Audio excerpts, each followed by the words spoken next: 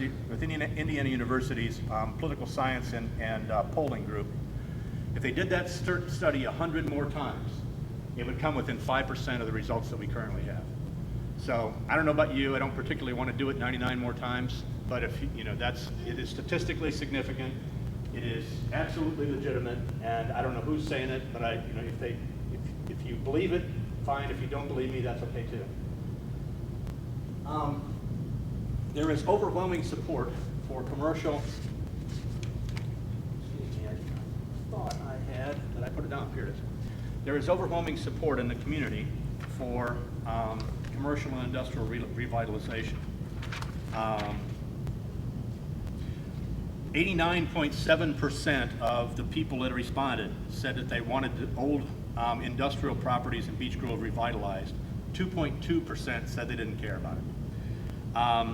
Old commercial property, it's 90%. It's actually, 90.3%, and 3.6% said they didn't care about that.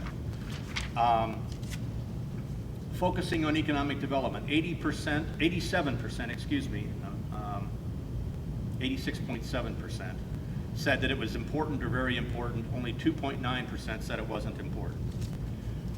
You're talking about ratios that are 20 and 30 to 1 in these kinds of situations. So I think we're on the right track with going forward with commercial industrial revitalization. And that is where we're going today. The central part of the Emerson Avenue and Main Street issue, or central part of the commercial issue is Emerson Avenue and Main Street. If we can succeed there, we can succeed in all the other places. It will eventually start to roll up and things will start to happen. So we're going to extend the community survey to get your opinions on land use. And what we've gotten in front of you is a hard copy survey form. And we want you to understand that these survey results that we're going to go through right now are going to become a part of this comprehensive plan. Now, I understand that there's been a mistake in how the cards went out. Notifying people of this. This is a small crowd. We're probably going to end up having to do this again. So some of your votes are going to count twice. If you want to put your name on this, I'm not really going to fret a lot if there are, 8 people count twice. But if you want to put your name on this and you have any questions, or we have any questions, we'll be happy to give you our name and phone number. We'll give you a call back. Indianapolis's zoning has been uniform throughout Marion County.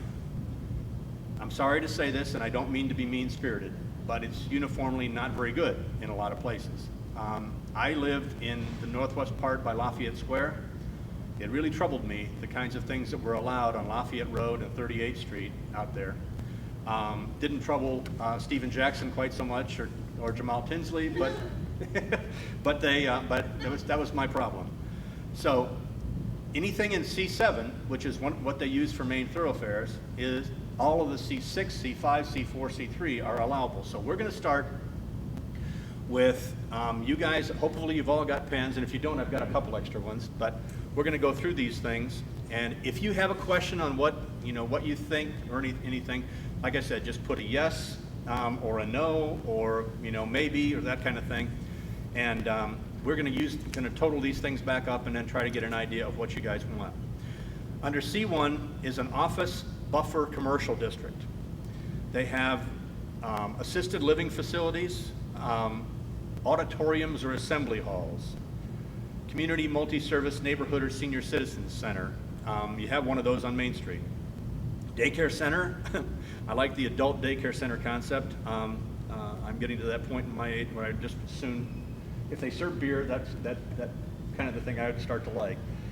Health services, excluding hospitals, plasma centers, or substance abuse, but you can see that it includes a lot of other things. Membership organizations. Again, just put down yes, no. If any of these things that you don't want to see on Main Street, put a no, and if it's okay for Emerson Avenue, put a yes. Funeral homes, office use.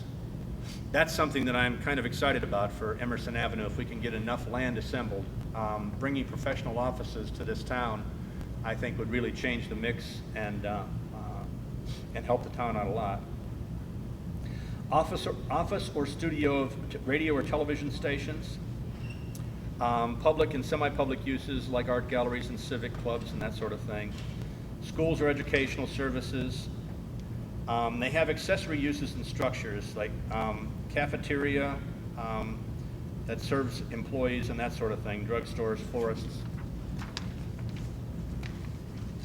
And there's C2, and that's high-intensity office apartment commercial districts. Again, it sees right at the top, anything in C1. Assisted living was also there.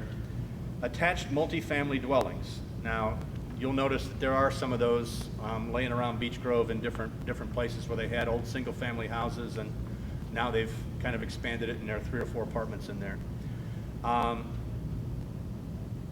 Accessory uses and structures include art galleries and bakeries and barber shops and those sorts of things, which seems to me to fit in what my idea of Main Street is, but I want to hear what you guys have to say. C3 is what we're really after on, that's what the main focus has been for Main Street. And obviously it includes C1 and C2. Automobile oil change and lubrication shops. Check cashing or validation services. Coupons. Does anybody have any questions about any of these? No? Okay. Is it all pretty straightforward to everyone? Okay. Yell if you want to stop. Coupons or trading stamp redemption service. I don't have any idea what that is. I think there used to be old green stamps and stuff when I was a kid. Maybe that's what they're talking about. I don't know. But boy, I haven't seen one of those in a long time. Drinking plain subject to.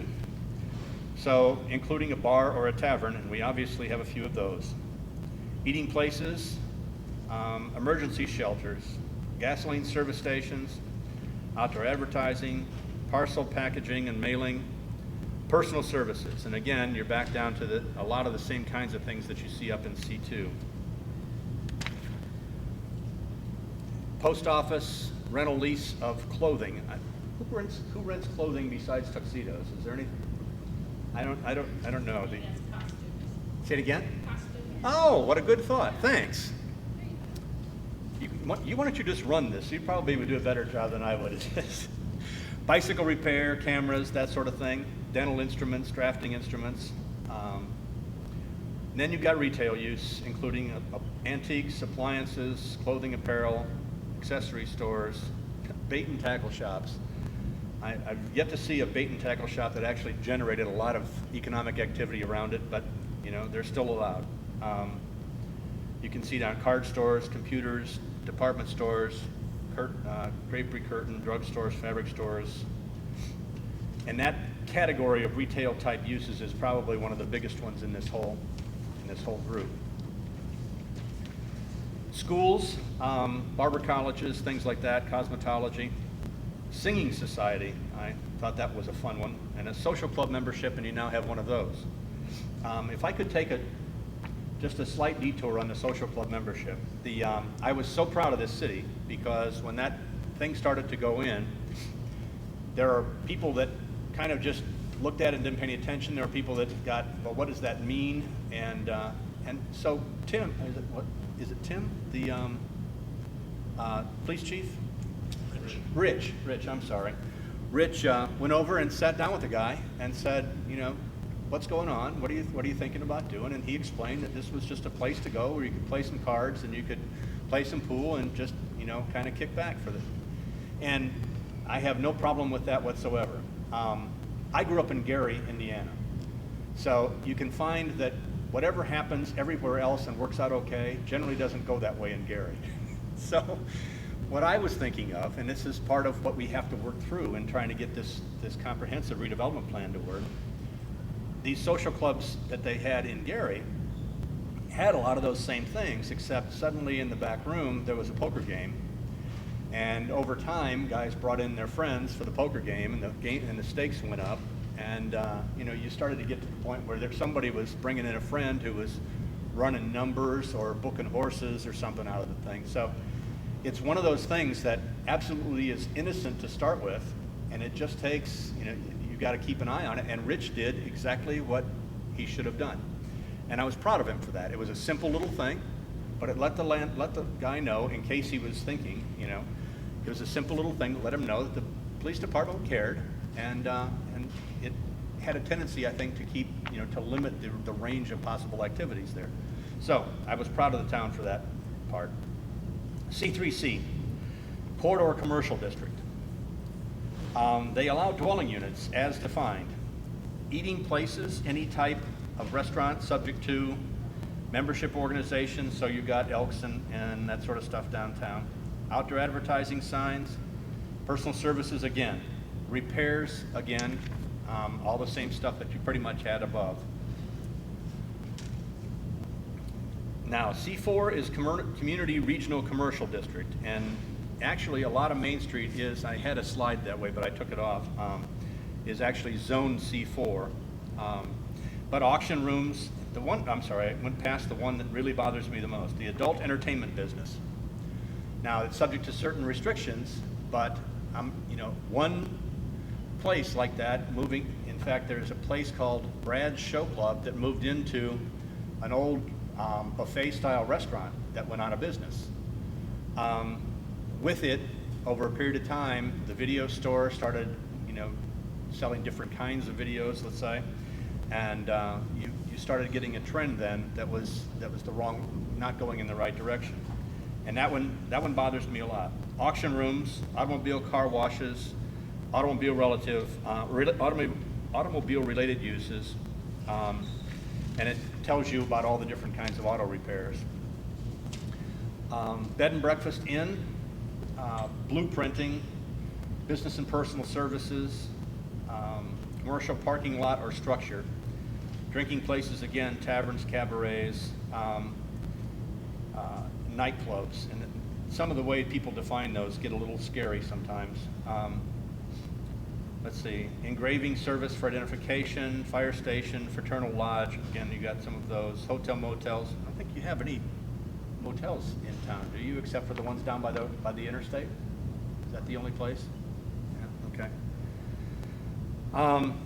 Indoor commercial amusement recreation, the ballroom, bathhouse, one of my favorites. I don't know how that stuff stays in permitted zoning, but bingo establishment, bowling alley, firing range. You all heard the joke that we told the last time, so I won't bother you with that again. Although it still is one of my favorite jokes. The miniature golf, shooting gallery, which firing range and the shooting gallery seem like they're kind of the same thing. Skating rink, slot car racetracks, tennis court, trampoline center. Then they have massage parlor. You can see from this one C4 that things start getting a little scary. It becomes pretty easy to get on a track that gets hard to fix. Substance abuse treatment facilities. Those things are interesting because they provide a really needed service, but people tend to hang out in front of them, and then the people next door on either side start complaining that the wrong people are hanging out in front of the other place, and so you get into those kind of discussions. Repair services we're talking about.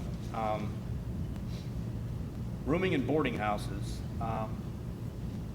Those have a lot of different connotations too, especially in that that has been the category under which people get into the renting the rooms for 2 hours kind of a thing. Temporary seasonal real estate sales, a theater, and based on the stuff that the youth survey came out with, the theater thing could be something that would be really beneficial to the city in terms of what the youth folks would like or have indicated they wanted to see. I'm sorry, under C5 it apparently lost the vertical lines. I apologize. But C5, automobile dealers, leasing, passenger rentals, automobile rentals, body repair, glass replacement. A lot of this stuff starts getting close to the stuff that you've got down on, I've forgotten the name of the first intersection north of the interstate. It goes back into the industrial park. Elmwood, yeah. You've got one of the best convertible top guys in the county here, and you've got a good glass company too, from what I understand. Well, there's a good glass company on Main Street, A1 Glass or something like that. He really does a nice job. Motorcycle dealers recovery service. That's recovery of stolen vehicles. Repossession, same thing. Tractor dealers and repair service, transmission repair shops, trucker bus. Then you got bottle exchanges. The piles of stuff that end up out back are kind of problematic in some of that. Repossession service other than automotive. Caterers, commercial, recreational, amusement establishments, including boat or canoe rentals. I'm not sure that'd be or fishing lake operations and things like that. A commissary restaurant, newspaper publishing and printing, have one of those.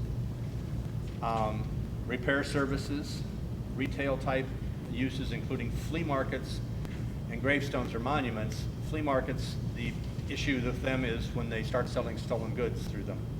That was what Bill Hudnut had a big problem with about 20 years ago.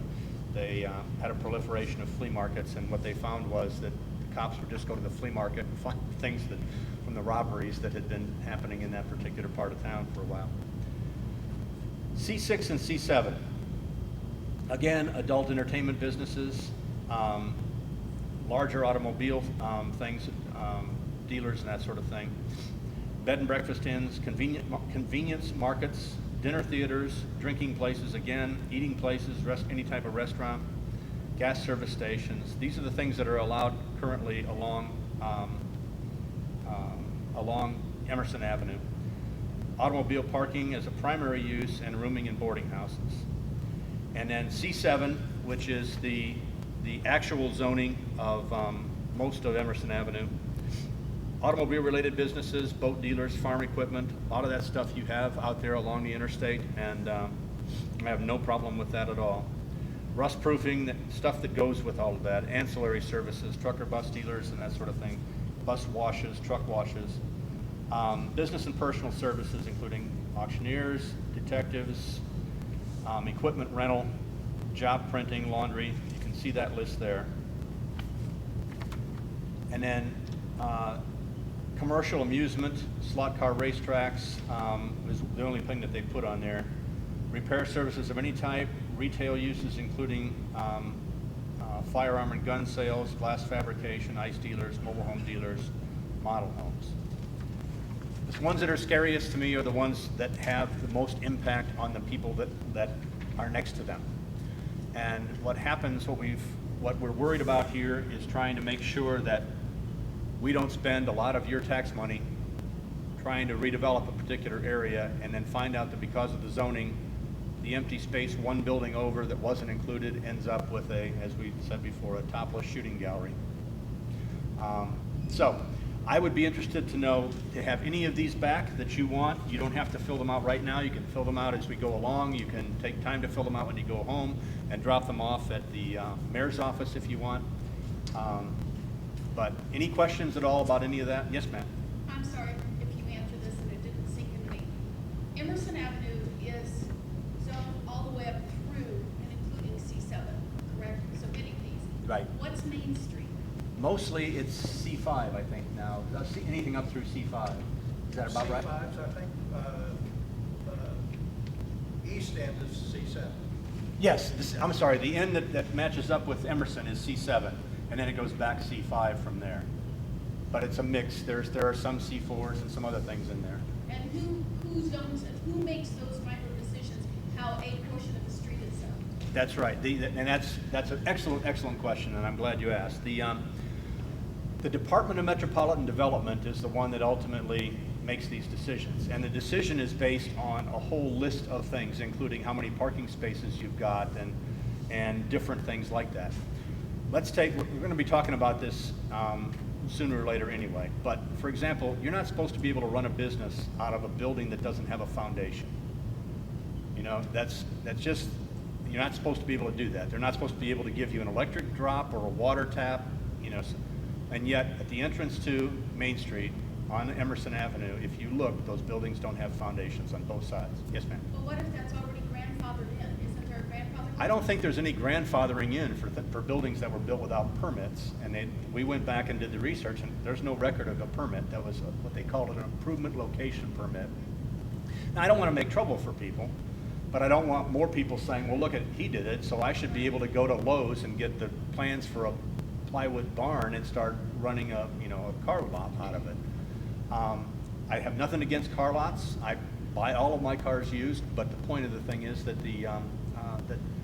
that isn't a way that, I mean, it's a way that I want to discuss with the community. It's not a way that traditionally businesses are done. Plumbing is generally a requirement if you're going to do business. It's not really a requirement in Beech Grove because of the way things have happened for the last 15 or 20 years. So we have a lot of that stuff out there. I don't want to pick fights with people. I don't want to open this thing up to everybody pointing fingers and yelling at one another.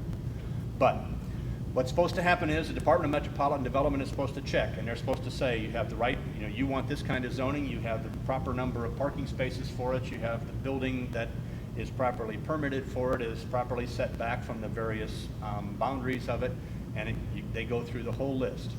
They are, by statute, the designated zoning agency. The only way Beech Grove gets to put their 2 cents in it is when there's something comes before the Beech Grove Board of Zoning Appeals, which Mr.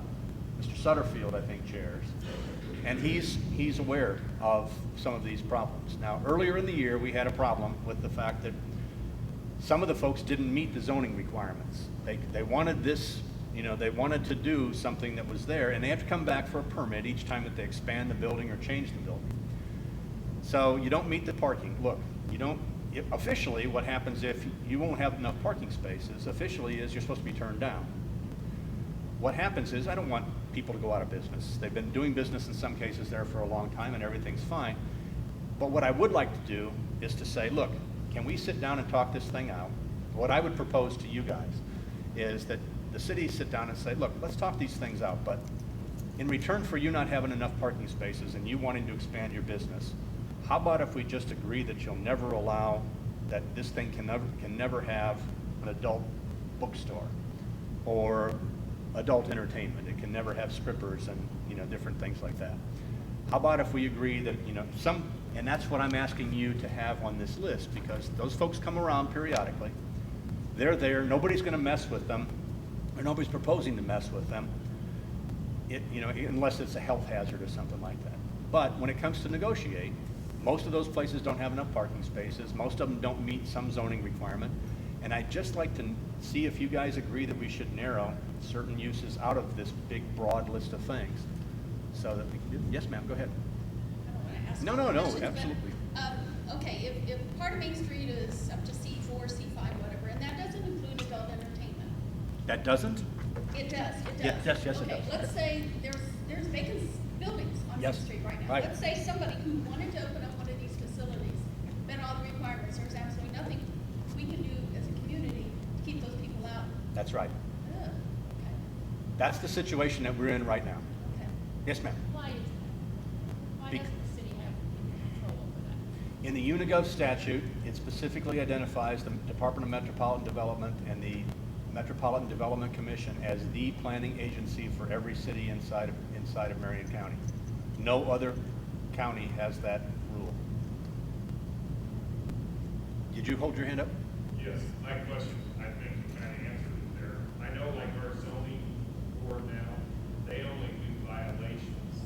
They don't do actually someone come in to open a new business, you have to go through downtown Indianapolis, do their zoning.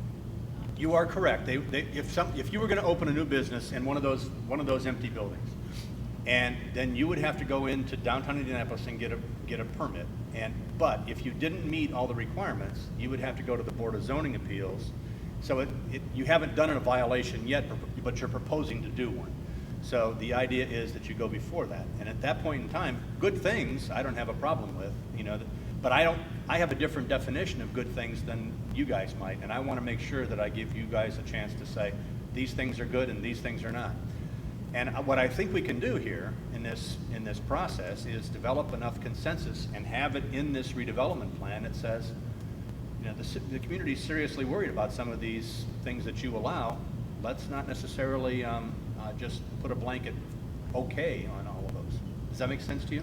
Yes, I do have another question. If somebody owned a building on Main Street that was vacant and they were going to rent it, not sell it, but rent it, do they have the discretion, if somebody comes to them and to say, I don't want your kind of business in my They can say that, yes. facility? Yes. That's not just No, I believe, and you know, I'm not the world's best, there's a whole, I'm a city planner. There is a whole section of city planning of guys that are just wonks on this, on rules and how to manipulate the rules. No, and so I'm not one of those wonks that knows everything that there is to know about how the zoning process. But I'm of the opinion that the landlord can say, I don't want you in here. All that person can do is turn around and sue the landlord on some basis, and he could say, you don't want me in there because I'm a minority, or you don't want me in there because of one thing or another, and try to win that lawsuit. That's expensive, and at the end of the day, all you do is get you move in. In addition, though, the city does have some authority if that person proposing to move in doesn't meet all the requirements that are in the Department of Metropolitan Development. What we're proposing here is this. Until now, for the last 50 years, and when I worked at the state and Eldon Geschweiler was the mayor, it was this way too. Whatever Indianapolis said was okay. And I don't mean to be, mean, but you guys weren't the top of Indianapolis's list. It was downtown, it was the neighborhoods that they had Fountain Square and those other places. What I'm looking to do with this plan is to give the Department of Metropolitan Development some guidance. And so that's what we're asking from you with this breakdown. Does that make sense to all of you? Okay. As far as the businesses on Main Street, Jefferson, how many would you say are out of compliance at the present time? Or ones that have not gone through rezoning? That have not gone through rezoning? Well, there are lots of different categories of out of compliance. There are people who never ever complied and didn't try. You just aren't allowed to build a tool shed and put a business on it. I tried to build a tool shed in my own house and had 4 visits from people because my neighbors kept complaining. And at the end of the day, the city said he followed all the rules. So that's what the investigations are there for. Traditionally, on old main streets, there are not sufficient parking to meet zoning requirements. The city is working hard to try to identify new parking opportunities so that can happen. But what's going to happen is not going to be that the parking is going to be there on site, which is what's required. The parking is going to be 2 buildings down where they can restripe it and put in enough spaces. So I would say that it's kind of a lot by lot thing. Terry's building down there has enough parking spaces because they're in the back there. Not everybody has that kind of opportunity. Yes. Other questions? Does Beach Grove have any zoning capabilities? No. We have the variance board. You have the Board of Zoning Appeals, and that's all you can do is enforce the existing That's what rules. I thought, but start talking about something else. No, that's a good question. Who is responsible for the business if you're renting this? Is the business owner or the landlord that actually? To get the permits, Well, actually, let's say to go through zoning itself to make the business. it's usually the business owner, not the landlord. But in a lot of cases, the landlord will appear with the business owner because he wants the rent, so he'll show up to support. We had a case, I'll give you a classic example. I don't know if any of you are familiar with Speedway, Indiana, but the area immediately south of the track and north of Allison's there was an old facility there called Electric Steel Castings that I was fortunate enough to write the redevelopment plan. And Electric Steel Castings had 11 acres at the corner of Main and 10th Street. Tons of traffic, but they had an old electric castings facility and they could not make money. They went out of business. What happened there was that they had the same exact situation that Beach Grove has. They have to go to the Board of Zoning, or they have to go to the Department of Metropolitan Development and they wanted to create an industrial park at this thing, but the owner didn't want to tear any of the buildings down, and in some cases, the building wall was 6 inches from the proposed parcel boundary where they were going to subdivide this thing and call it an industrial park. But in reality, you couldn't drive a car in. It was just this guy parceling off land to try to make it worth more money. And it specifically violated a half a dozen of the rules for this. It went to the Board of Zoning Appeals. I went to the Board of Zoning Appeals and said, Speedway Redevelopment Commission is against this. They said, fine, we'll work. Their attorney said, fine, we'll work it out. Let's postpone it. We went back, they didn't call us, they didn't do anything. I called them twice, I went back the next month, we're still opposed to this. Well, we got busy and we couldn't do this.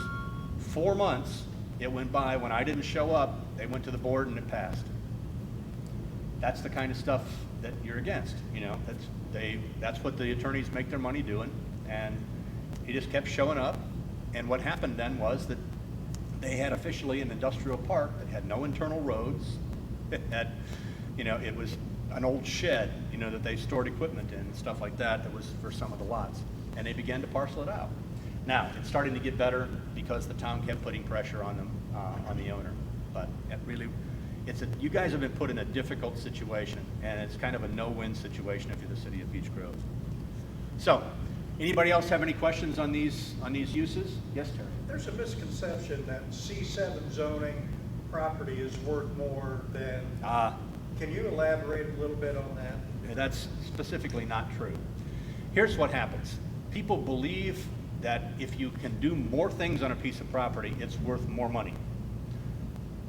Theoretically, I can understand that the arithmetic says there are 10 things I can do as opposed to 2 things, therefore I have a bigger market and that should bid it up.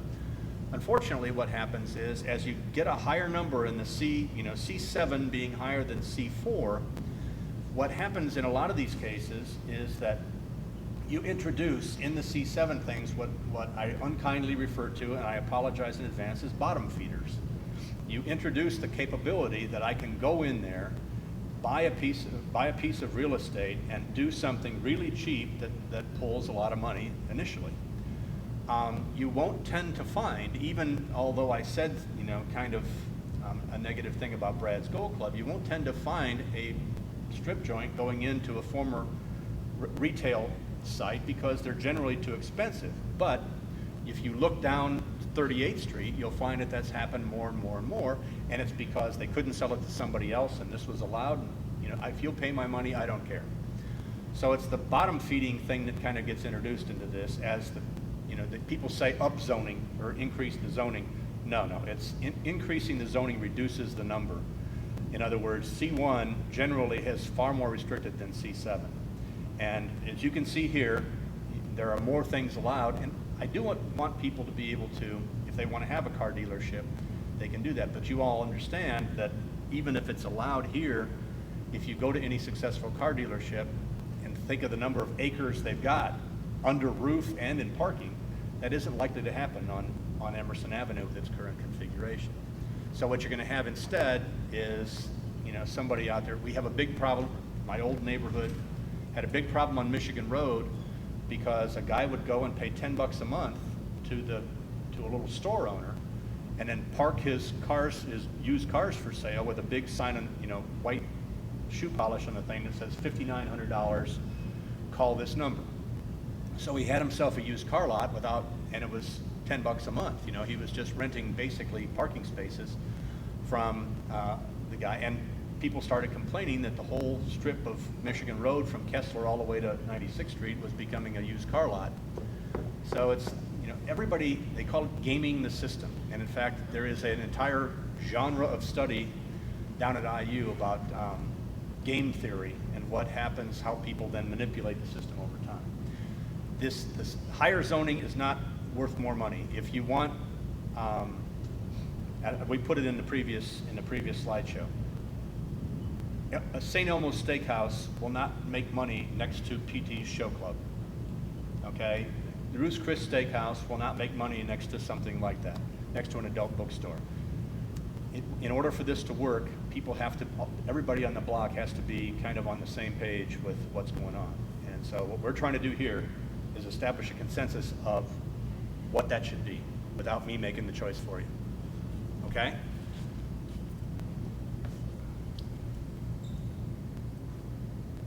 We've all been through this urban blight thing, but for the benefit, I copied this slide in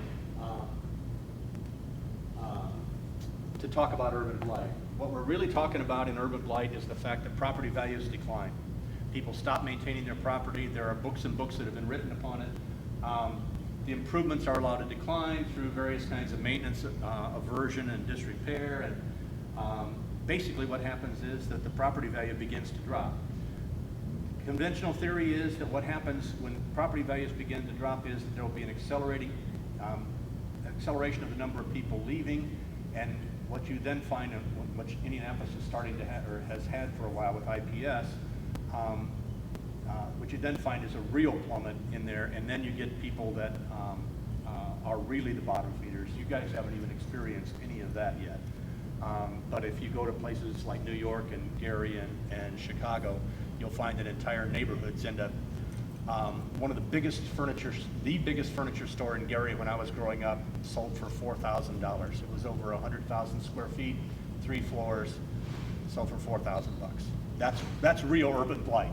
We're trying to keep it from going that far, but that's where we are. And owners deciding not to reinvest in their property is what's going on. One of the examples we used the last time was this P-shaped house. I don't know if you can read that up there. At the time we did this the first time, I'll get out of the camera line. The time we did this the first time, the P-shaped house was coming out, and a bunch of politicians were saying that they don't hurt anything, you know, they provide a few jobs. These guys have 4 draws a day, 6 days a week, and guys were hanging out with a bottle in a paper sack out in front of this boarded up house that somebody purchased and never bothered to make inhabitable. And what anybody want to see the house underneath it? Does that you're kind of looking like you're trying to see past it? You want me to see that? Okay. Let me see if I can figure out how to do that. There you go. That's Gypsy's P-shake house. Long story short, City of Indianapolis, or Indianapolis Star wrote, up some articles on it. Some people called in and said, when they have these shakes, there is recreational gunfire. Guys win the shake. They invested $5 and made $500. They go out and do a Steven Jackson. These people are standing there, while the kids are getting off the IPS bus and walking through a group of guys standing around with brown bags. So we got the City of Indianapolis to turn around, we got the Indianapolis Star to turn around and say, oh, wait a minute, we didn't understand all the stuff that was happening. It just sounded like it was an innocent little gambling thing where people could throw in 50 cents and probably potentially win $200. This is a different thing than that. So this is urban blight. This is what happens when neighborhoods go south. And what we're seeking here is, again, a basis of consensus for this. Now we're talking about the zoning thing. We basically pretty much covered this. Cooperation and partnerships are a precursor to everything that we're trying to do. Tim, I'm not a very smart guy. I should have moved this a long time ago so I didn't stand in front of the camera while it was being done. Okay. If we get higher quality tenants on Emerson and Main Street, things start to happen in the rest of the commercial business around Beech Grove. If we get higher quality residents and improve the tax base, we start getting streets repaired. And our next workshop is about infrastructure. But one of the problems, to give you a little advance, is that in Beech Grove, streets have been redone in the cheapest possible way. It's happening in a lot of communities, not just in Beech Grove. But you can only repave the street a certain number of times before the pavement gets higher than the sidewalk, and the sidewalk ends up acting as the drain for the thing. They run like rivers in some cases.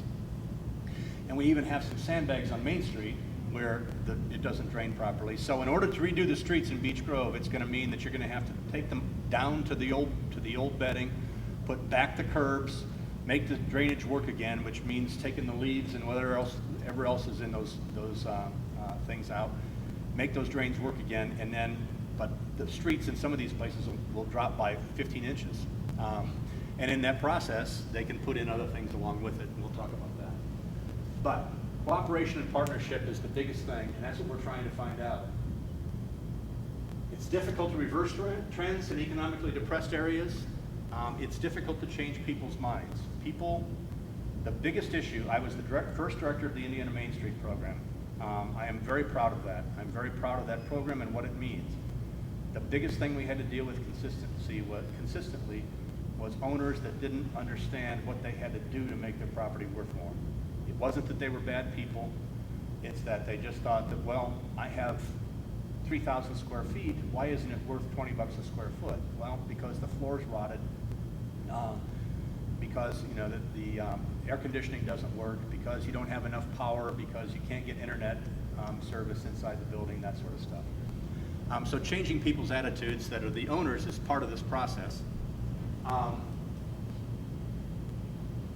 quality owners aren't going to take the chance that the new neighbor next door, exactly what you said, is going to be potentially a strip joint. They're going to, if you get one of the things that I think Beech Grove could use that would be an immediate benefit, and it's going to have to be reasonably priced given the town, but a nice white tablecloth restaurant would complement Napoli Villa. I brought my wife down. We lived on the northwest side. Now we live farther northwest. Down here to have dinner. It's a good place. It's very reasonably priced. The food's good. If they had another one, not another Napoli, but another restaurant like that, they would start to feed off of one another. We talked about some of the other things at the previous one. Now, we also, if you note at the bottom here, this is where we were supposed to work through the zoning categories. One of the things Terry asked me to do, and before him, Tom Haywood, let's do something we call the poster children for redevelopment. The first one is Churchman and Main. Those are the two intersections on Emerson Avenue that are the two most important intersections. The poster child number one is the east side of Churchman on Emerson, which has the shopping center that we talked about the last time, and the gas station that the pumps don't work anymore, but according to what we've been told, there's no indication that the tanks have been removed. That hasn't been a gas station for a number of years, I'm told. I've only been here working here for a couple of years. There is an off. Is there? Okay. Okay. Is it going to be another gas station? No. What's it going to be? Not sure yet. Okay. Not a gas station. Okay. Well, could be an improvement as long as it's not a shooting gallery with a topless bar. You got prime property there. What frustrated me over the Churchman Hill Plaza was that the city has contacted them the owner half a dozen times, and yet, and you guys the town has certain kinds of needs, in terms of retail establishments, and yet they took the easiest thing they could get. What do I not have? What is the renter that I can get that will rent my space without me having to put any money into it? And that effectively is where we ended up. It's not that I'm against was it the Salvation Army? I'm not against the Salvation Army. I'm not against those kinds of things. But that is a prime intersection with good traffic and good traffic control. People can get in and out of that place easily.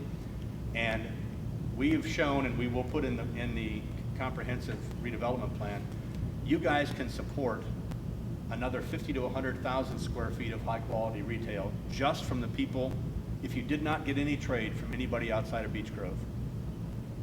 But yet nobody's building it. And that's what I was talking about. It goes back to the change in the attitudes of some of the owners in terms of trying to make this stuff happen. That's a long, slogging process, but it's a process nonetheless.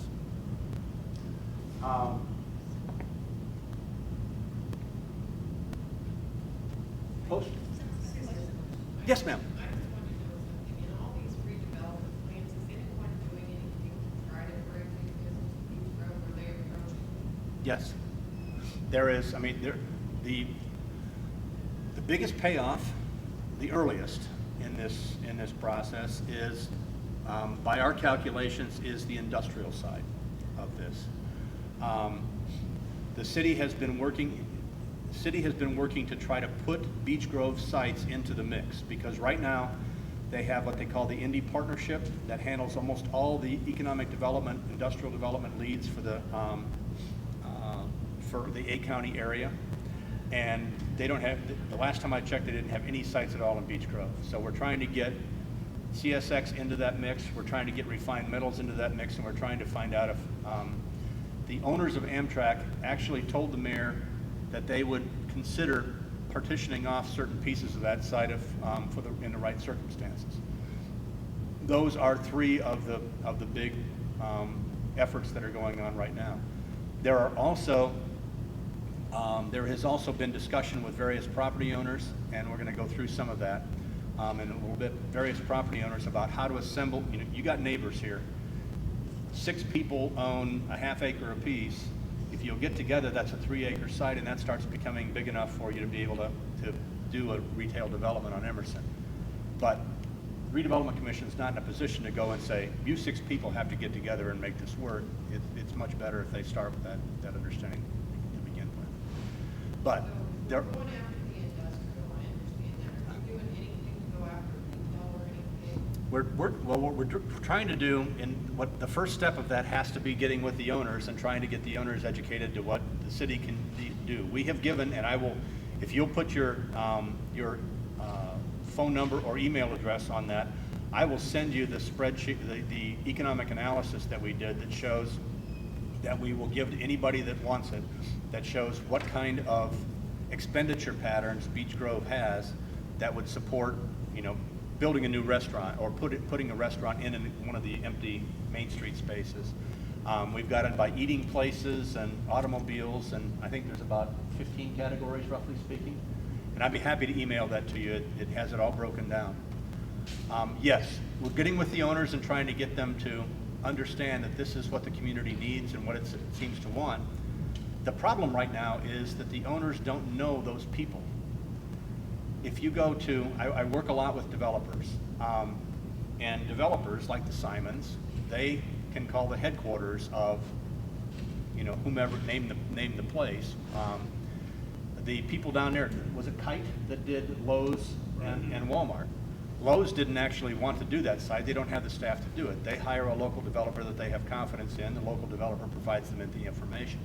So what we're trying to do is to get information to the developers and get information to the owners. But if a developer doesn't own the site, he's not going to care what goes on there. The owner is the one that has to make that contact. So we need to kind of tweak the ownership a little bit, not to change owners, but to educate the owners of the existing site so that they say, okay, I understand, here's the list. All you really have to do is get into the phone book and say, there's grocery stores or, convenient, whatever it is that's on our list, and start to make that stuff work. We also talked about the empty store places with, who's the guy that bought that building out of, used to be a clothing store, Beals or something like that? The gentleman that was the auctioneer that bought it. No, I forgot. Well, he bought it himself. I think I Yeah. can't think of his name. I was at the auction. For you? But he's the same guy that bought the electric steel castings facility after the industrial park thing was done. There were no bids. So he walked in, there were no bids, no bidders. He said they wanted $1.1 million. He said, I'll give you $360,000 for it. And so but 1.1 million was a ridiculous number. Nobody's going to pay that. It was potentially has got environmental problems worth $3 million. So anyway, he's not a bad guy, and I don't want anybody to think that he is. But it's not like he goes in and he would prefer that there were 20 bidders and the thing went for $10 million because he makes a commission off of that. Anyway, point is that I talked to his lawyer, saying, here's some stuff you might want to give this to your client. I happen to know the lawyer. Give this to your client. This is what's good for Beech Grove. He has a building on Main Street in Beech Grove. So it's kind of a one at a time. When does this guy care? Well, I guess what I was getting at, is there anyone for the city of Beech Grove that is going to call Michael Simon or one of them? I can answer some of that. Okay, good. We've had meetings with some of the property owners on Emerson to see if, we can get groups together. And we have had discussions with about 3 different developers, none of which is Simon. They're probably a little too big for what we have here. But yes, to answer that, we have talked to developers. The developers aren't going to make a big move till they have someone that wants to occupy what they're going to build. So there's chicken and eggs or something. It's a slow process, I guess, what I'm trying to say. And Terry's exactly. Did we Go ahead. talk to these other cities and find out, like the ones that have redeveloped, how they got that going? How did they do it? Well- They signs built, for example, not that I want to be a sign built, not that I want to be a farmer, but do we know how they? Well, once you place properties in redevelopment areas, you start receiving calls also from developers And we've received calls from CVS drugstores is one. When they see a redevelopment area, they know that the city's pumping money into this area, so that's where they want to be. So, you know, there's a number of different avenues where But have redevelopment we happens. contacted any of those redevelopment places like they Yes. have done it, to see how they did it, and what they did? Well, I did the redevelopment plan for downtown Carmel, so I didn't have to call very far for that part. But let me tell you what's going on in Carmel. They have taken, Carmel has 29 economic development and redevelopment areas, not just one like we have. And they have basically said that every extra dollar in every one of these areas that creates TIF is going back into our downtown. So for example, they had a little parking lot, kind of like you've got a couple of those on your main street, you know, it might have 10, 15 car spaces. They had a parking lot there that was a city parking lot, for example. And if you go up to Carmel, you'll notice that there is a new art gallery there called Lurie, L-U-R-I-E. And Mr. Lurie has a 4 or 5 story building that he's put on there. And basically, the city put roughly $1 million into that equation so that he had the right infrastructure connections, that he had everything that it was absolutely the top end. We haven't gotten to that point with Beech Grove, and I would not really want to get to the point where I'm giving money to a guy to come in. What we've got here, and the bridge we've got to cross is that, and this same thing happened when I did the redevelopment plan for, the redevelopment study for Pendleton Pike. What we've got in Beech Grove is everything is carved into such little lots. In order to get the interest of a developer, you've got to have 3 to 5 acres, because that's pretty much the minimum size in which they can get a 2 or 3 story building that might have retail on the first floor and professional offices on the top. But we have talked to, I think 5 developers, all told. I probably wouldn't be best to say their names at this point. Okay. We have gone to them and said, what's the smallest site that you'll consider? What kinds of things do you want to do? If we said we wanted an office building, what would be the footprint that would take? And you know, the Duke, when I went to the Duke guys, they just said, you can't do it.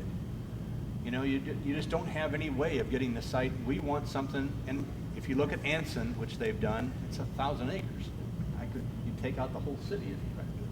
Have you done any projects that, I've heard you talk about like Carmel, Pendleton Pike and all these, but have you done anything that's the size of Beech Grove before, and what did you guys do with this? For redevelopment of downtowns and things like that? Well, let's go back to the Zionsville. Zionsville, as far as I know, doesn't have a redevelopment area, and they just kind of let it go. And in fact, they're really complaining and very angry with Carmel right now because several of their art galleries have moved from Zionsville to downtown Carmel. Carmel created this arts and design districts, and they want the critical mass to be there. We did some work with Fountain Square. Fountain Square what happened in there was the dynamic was lucky because the old, there was an old printer, I can't remember what his name was, that occupied a huge building, was mostly being used for storing paper. What happened was that Lilly wanted to expand its offices, and so they got a developer to go in, buy this building. It displaced all these artists that they had rented loft space out to, so the artists then left, had to leave, and they found the old, is it Penny's built, not Penny's, is it Woolworth building that was down in Fountain Square, and that's basically the germ that started all of the Fountain Square's new stuff.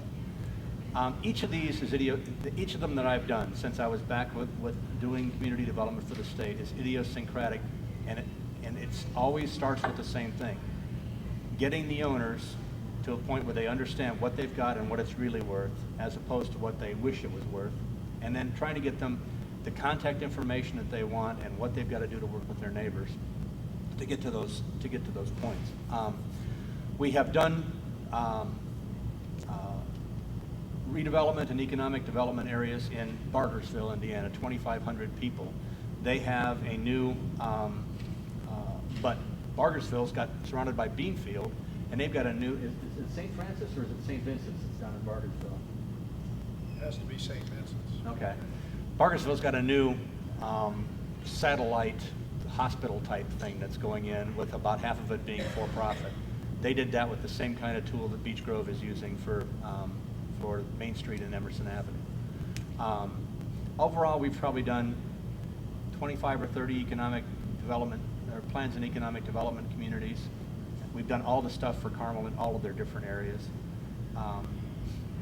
And what really is the hardest part, but the most important part, is trying to communicate with people like you and sharing enough ideas to find out what needs to happen. What happens in this process is certain owners will come forward and say, you know what, I understand, I want to do this. We did one in Sheridan, Indiana, 10 years ago. The people that own the buildings, still don't do anything with them. And now they're just 10 years older and not much more money spent in them. So we're still slugging it out with that. But it's, and I'm not belittling the owners, it's just that sometimes people buy a building and they don't know what they've gotten into and they can't afford to get it up to what it needs to be. Well, and I think people on Main Street, I own a business on Main Street, and, I mean, for years, I've had one there for 11 years, and I can tell you,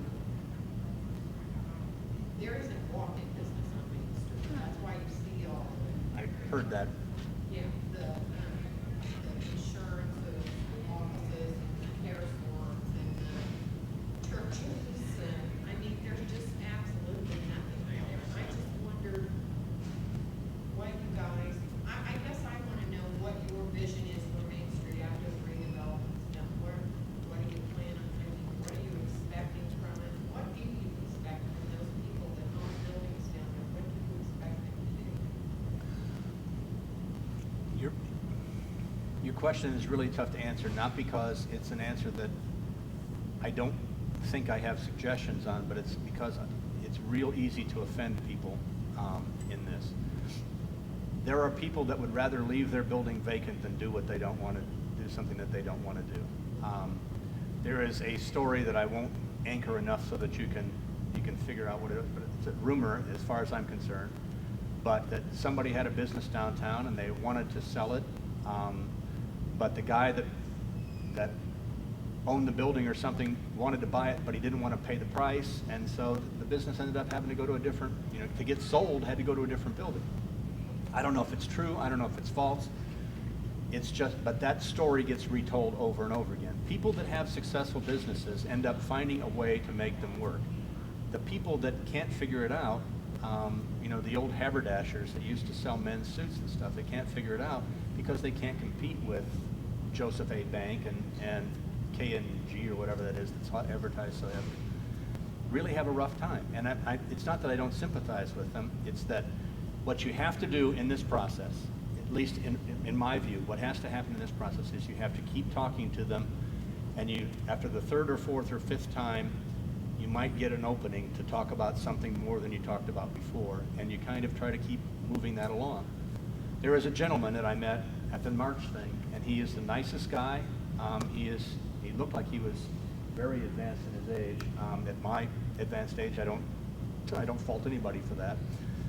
But he has a business, or he has a multiple unit house on Emerson Avenue that for years he used First Avenue and behind the wall as parking. And then when they did away with that, well, now he doesn't have any parking, and he was complaining that the city took away his property.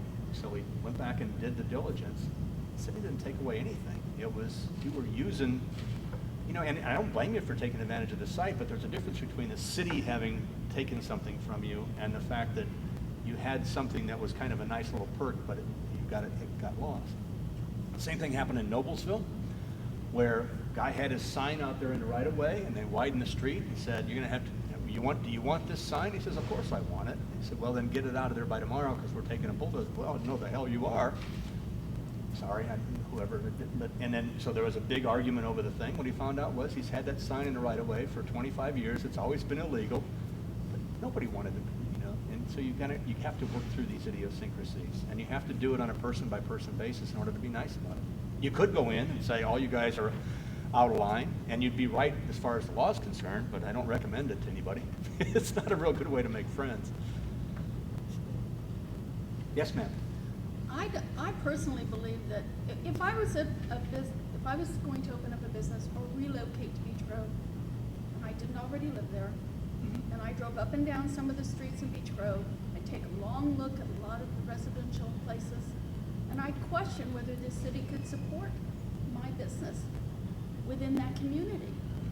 You made a comment that improving Emerson Avenue, bringing industry in there, and people will take more pride, improve the properties.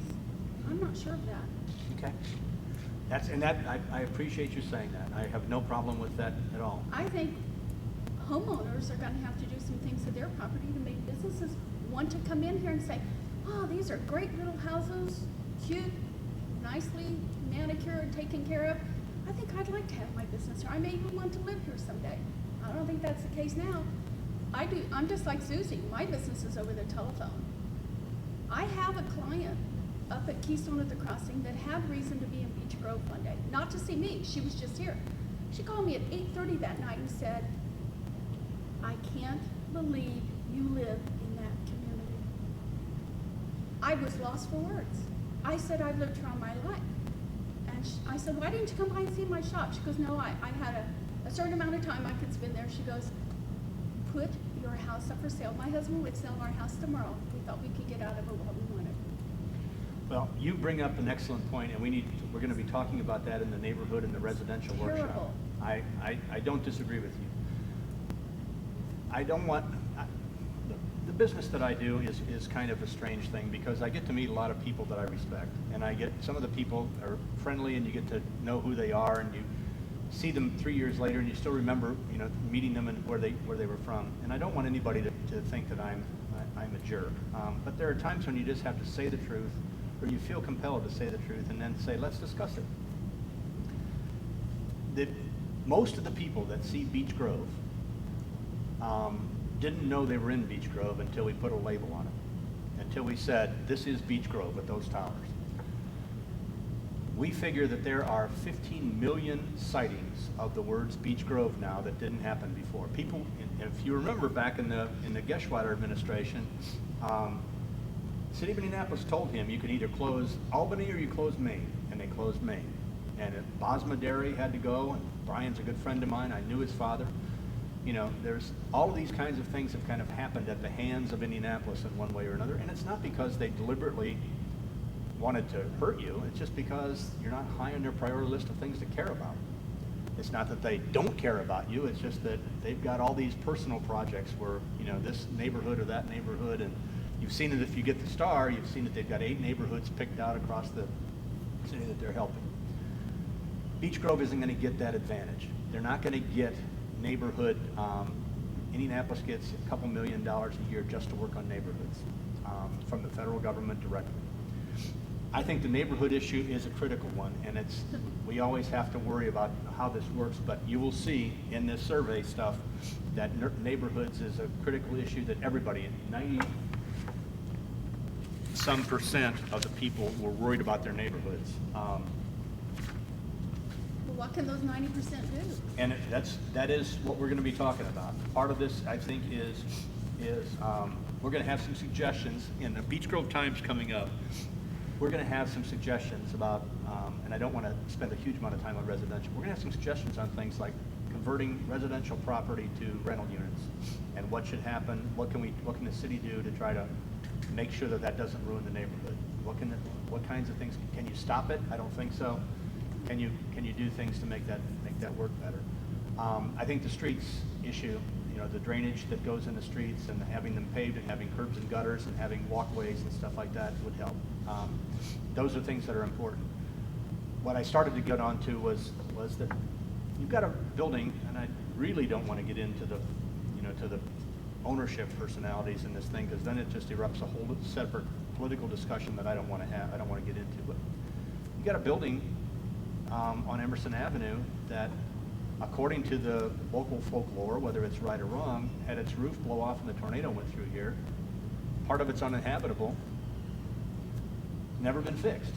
You got another building the gentleman that I think owned it originally, I actually know and respect, because I met him a long time ago and I was just getting interested in collector cars. Not like I have a big car collection, I got one, but the point is that he helped me and was really entertaining and was really a cool guy. But it looks like that building hasn't gotten $5 worth of improvements in the last 15 years. what has to happen is we have to change the culture of those people along Emerson Avenue, and we have to try to figure out ways, not trying to offend anybody, but things like you can't put any more temporary buildings up, the tool sheds, and conduct it and have a used car operation on it. And if nobody agrees with me in that, that's okay. Then we'll drop that issue. Yes, ma'am. I think we've been lucky. We have been so fortunate that we've not had a lot of these uses on Main Street. Yes. Who would have thought? I was driving down Main Street in Greenwood this weekend, and there is side by side a tattoo parlor and a lingerie store in Greenwood. Yes. I mean, in the conservative community, we're just as conservative. We've been so fortunate, and we've got to start as residents by putting pressure on our Main Street business owners, property owners, to take a look and make sure this is what, we got 3 of them. He's gonna open a business on Main Street, Susie, I don't know if anybody else, Karen, 3 business owners right here. We need to put the pressure. What I want to know from you guys is, if you guys are telling me, and you business owners that have businesses on Main Street are telling me that you really don't want to talk about, restricting the zoning so that tattoo parlors and strip joints are not allowed, then, we'll drop that, because I don't want to get into a discussion where everything is diverted by the fact that we're having a big argument. I'd like to find the things that we got consensus on. But when I come down here, whenever I come down here, I go to the meat market and I buy some really good meat and take it home. That meat market is equivalent to the best meat market in Carmel, which is on Main Street in Carmel. It is every bit as good. And the people are nicer. But what my wife, when I come home and I do all the cooking, so you prepare this really nice piece of meat, and she said, boy, wouldn't it be neat if you guys had one of these old-fashioned bakeries, because she and I are old enough, we're both the same age. You remember, my grandfather used to come and pick me up on Sunday morning. We'd go bowling, and on the way to the bowling alley, we'd stop at the bakery and get cream horns and, a quart of milk, and we'd sit at the bowling alley, and, those kinds of things aren't doable anymore because you can't run bakeries with through-the-door traffic. They've got to have some sort of restaurant buying everything that they make or something like that. And that's what happened to our bakery. Is that what happened to yours? Okay. He sells to a lot of hotels down here. Yeah, somebody told me that you guys actually sell the high quality, he sells stuff to actually high quality They hotels. had great donuts, they had great eggs, they had, yes, for years, it was Smitty's Bakery. Really? Okay. So what we would need is a coffee shop that would buy some of his surplus, maybe a couple of dozen of this and that, down the street. You talked about Zionsville. Do you go to Zionsville very often? No, not really, I mean, I've been there. Do you? several times. Have you been to Eagle Creek Coffee Company? No, I don't. If you go up to Zionsville, go to Eagle Creek Coffee Company, and you'll get the idea of you asked me what. Where's it at? It's on the corner, it's on Old Main Street, and it's just north of the jewelry store, the really nice one on the corner. There is a Brown's on Main Street where I ended up getting, my daughter likes these things that are made by some lady in northern Indiana, Pat Miller, Vera Bradley, is that right? Fort Wayne. Yeah, okay, yeah, and so I ended up having to go there and pay way too much for a purse that couldn't have cost more than $3 to make, but, I was okay, Dad was okay. Say it again? Yeah, well, at that point in time, this was several years ago, Brown's on Main Street, but it's north of there. Eagle Creek Coffee Company started out as a little coffee shop. That was all it was. It expanded to include pastries. It expanded to include breakfast and expanded to include ice cream. The thing would fill, it's got to be 3,000, 4,000 square feet now. And what happens, and one of the cool things, if you go there on this particular time of year, I don't think it would be as dynamic as it would have been during the baseball season, but it's 2 blocks from Little League Field. So if you go there and sit there on Sunday morning, you have the joke Terry has heard me tell before, is you get really disgusted sometime around 10 o'clock because there's a bunch of guys my age with my build and overweight and flabby, but they come in spandex with bright colors because they're riding their bicycle. So you got these 55, 60-year-old guys that are kind of flabby with spandex on it. It's just kind of, it's just wrong. But they all come in, and there's the same 10 or 15 guys. You go there any particular Sunday morning, and you go multiple Sunday mornings, and you see the same people coming in there. That place has got 100 people in it for a period of time, almost every morning of every day. It becomes the place where you ride your bike, you walk to it if you live down in the old part of Zionsville. That's what I'm thinking the Greenway starts to make happen, is that by bringing people from the other neighborhoods up toward Main Street, that if there's some reason for them to get off that, walk up to Main Street to get a cup of coffee or whatever, and then, walk on back. It's only 4 miles from one end to the other. The longest walk you could have is an 8-mile walk, but most of the walks are going to be less than a mile. That's what I would like to see, or like to advance as my vision, but it's not yours, and I don't want to say that that's the only one that's there. We had coffee shops, we had 2 that went under. Yeah, but one of them that you had, I went to, and the guy, it was a perfectly reasonable time to have coffee, and he wasn't open. It was like 10 o'clock in the morning or 9 o'clock in the morning. Was that recently? I don't know which one you're talking about. I don't remember either. 7th and Main. Yeah, okay. Yeah, it's just down from your place. Well, everything's just, it's not that long of a main street that is. But say it again? I'm sorry, I was laughing. I said there are times that you could come to my shop probably at a reasonable time of the day and think it should be open, and it's not open either. Well, that's okay. And Number one, the Oxford was Norman Gallivan. Gallivan, that's right. Yeah. And number two, as far as the neighborhoods, I know it's a very slow process, but I personally see them improving. Yeah, I do too. Slowly, Yes. but they're Not on starting my to. street. Yeah. Well, that's the point. Really upgrading. I mean, it's obviously upgrading. People that own all this property in Beach Grove, The rental people? absolutely. That's what And there are some good That's what this landlords, is. but a lot that aren't. But, the cars that have been towed away, that's made a drastic improvement.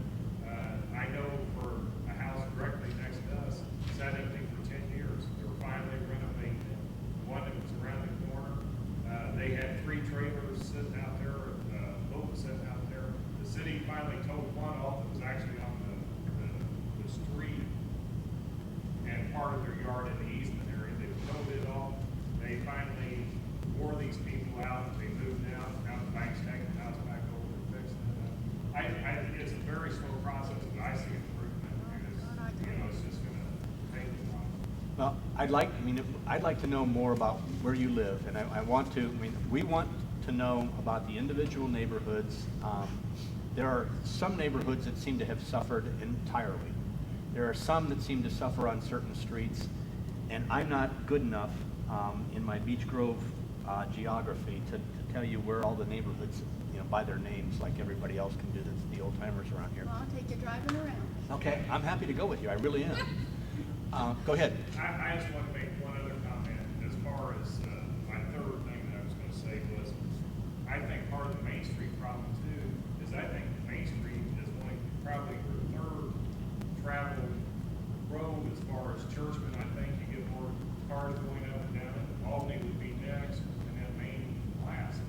I don't know how you can have a business district with the least amount of travel. You have hit a really important thing on the head. When they closed Main Street in the 1950s or 60s, people got out of the habit of knowing where Beach Grove was. The good news that I'm advocating here for your consideration is that people at least know where Beach Grove is now. My wife and I had 2 very close friends that were both from Beach Grove. They grew up, I didn't have any idea what a Grover was until they explained it to me. They raised their kids until their last house. Their kids were going into junior high school in Beach Grove. They stayed on the south side. But they're Catholic folks, and so their kids went to Roncalli, is that correct? I'm not Catholic, so they could live anywhere and go to that. They were very loyal to the town, but my wife and I went to find Mike and Susie's house a couple of different times, and we weren't even sure we were in Beach Grove. Now, again, I grew up in Gary. You can't tell what the boundary is between Gary and Hammond and East Chicago and Whiting and all those places. You just drive down a street, and suddenly you find that the addresses are all messed up. So losing Main Street was a huge problem for this community that it's not going to happen overnight. If you were talking about turning it around in the fastest period of time possible, finding something on those two corners between Main and Emerson, find something to locate there that actually brings new people in. St. Vincent's is an issue, what they're gonna do with their thing, but if you were, I'm sorry? St. Francis, I'm sorry, thank you, Tim. If you were able to locate an outpatient surgery center or a set of doctor's offices at the front end of that, the whole corridor would start to play off of that. And what we're trying to do, it goes back to your question, is to talk to enough developers to find people that are gonna do a 3 to 5 acre site, and then find enough landowners that'll get together to assemble a 3 to 5 acre site, and then start to get some things to happen along the way. I don't want anybody to be forced out of their house. I will not endorse that from right now. But if somebody is saying, you know, I want to sell, and I live on Emerson Avenue, and if I can put 5 of those folks together, along with a couple people on the corner, things start to happen. This is a hard, meticulous process. We have a list of developers that have basically said, you get to this minimum threshold, and each of them are different. You get to this minimum threshold, and these are the kind of things that we know how to do, and we do them successfully. The way they make the most money is by doing what they did before, and it fits what you're doing. A lot of times they'll cram it in even if it doesn't fit, but that's not what you want. You guys want to know what's in there. CVS's are easy. They're one of the small ones. What happened to the project on Emerson, on Sherman Drive and Main Street, northwest corner? Or CVS was going to Yes, I'm not sure of the details. Do you know, Cindy? last I heard, ground is 17th. contaminated at one time. 17th and Main. You know, I've heard, but there's nothing, I heard that it was. That's where CVS was going to move Yes. to from where it is now. But with the notice of the hospital relocating down to the Indianapolis campus, that they were a little nervous about this rebuilding store. But I don't know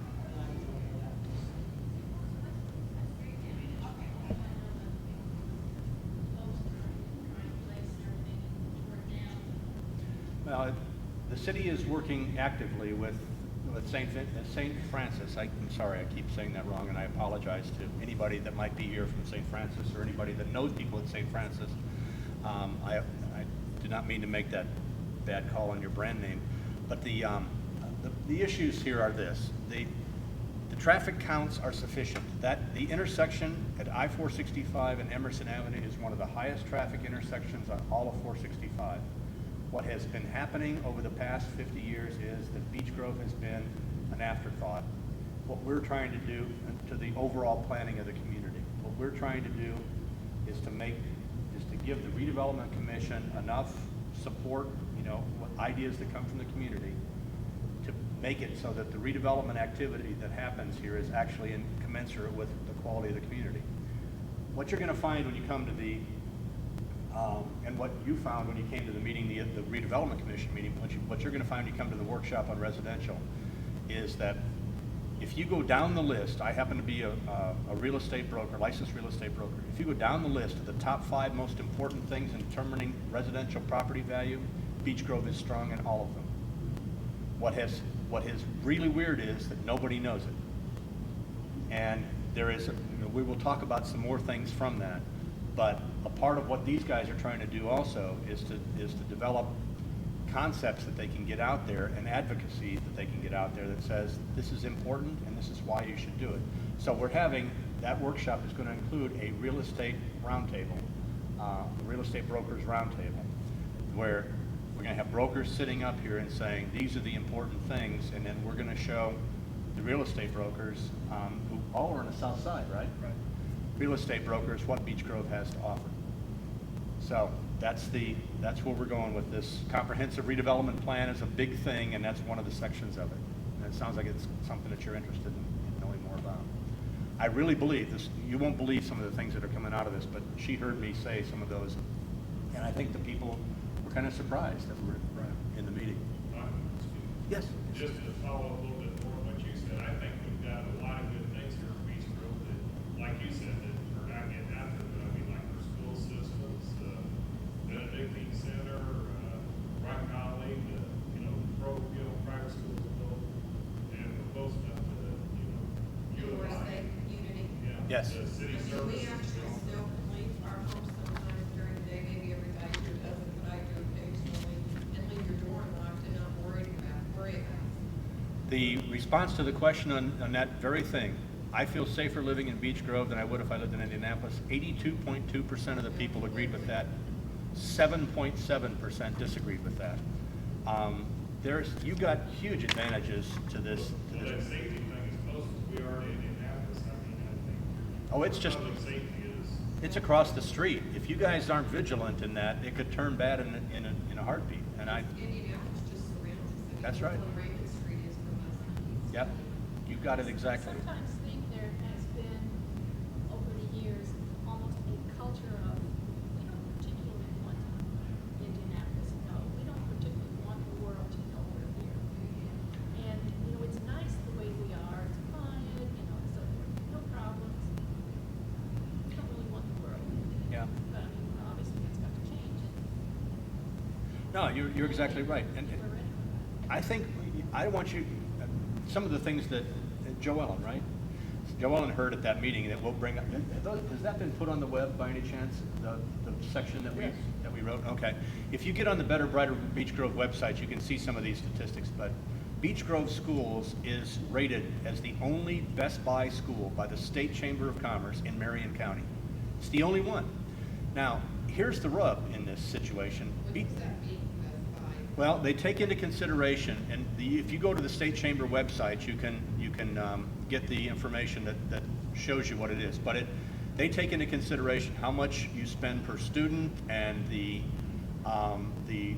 number of at-risk students that are in the school and the scores that they get and the admission to college and things like that.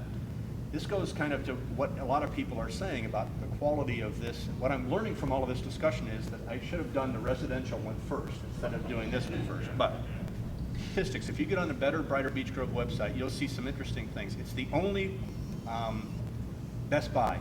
If you look at the cost of Beech Grove per student, it's lower than it is for almost any of the other schools in Marion County. If you look at the number of at-risk students, they have the same number of at-risk students approximately as Warren Central. And yet you don't see anybody bringing guns to school here.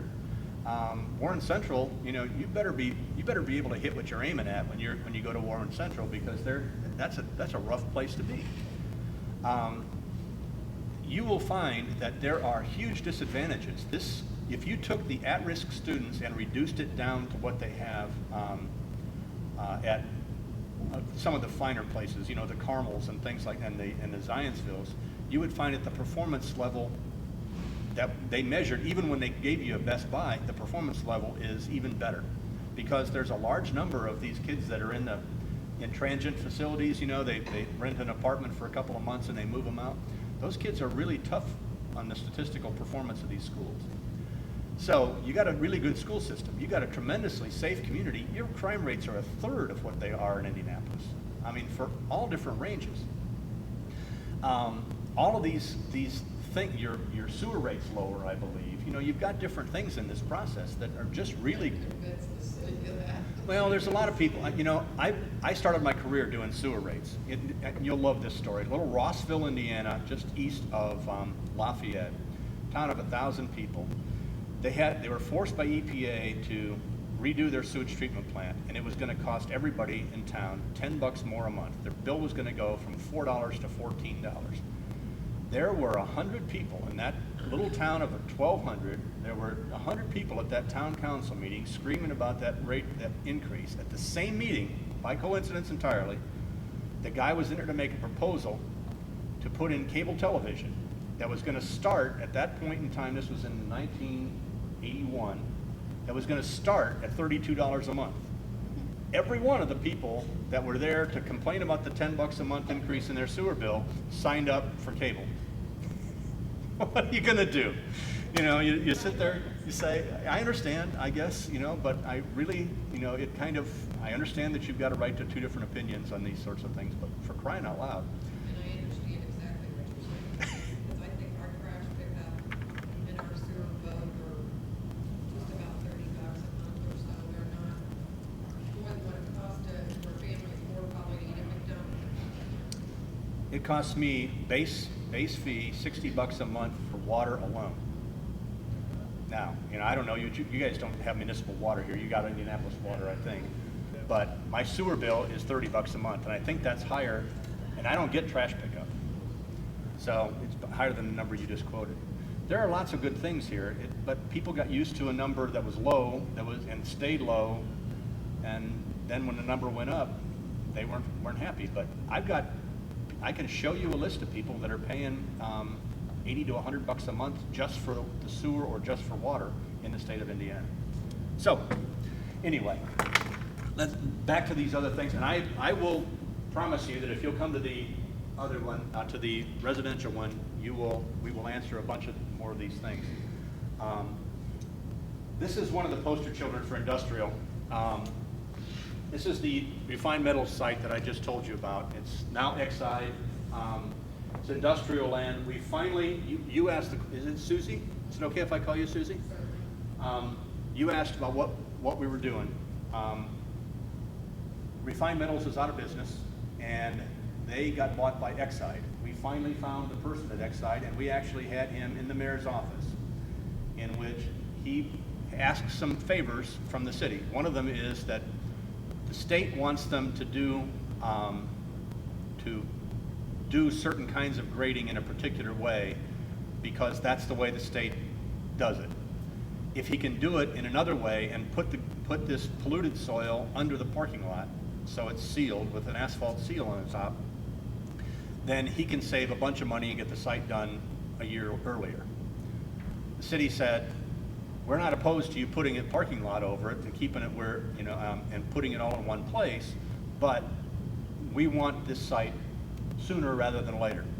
So if you're going to tell me that I'm going to agree to this, and then you're going to turn around and take another 5 years, then then I just assume that you went and did it the hard way.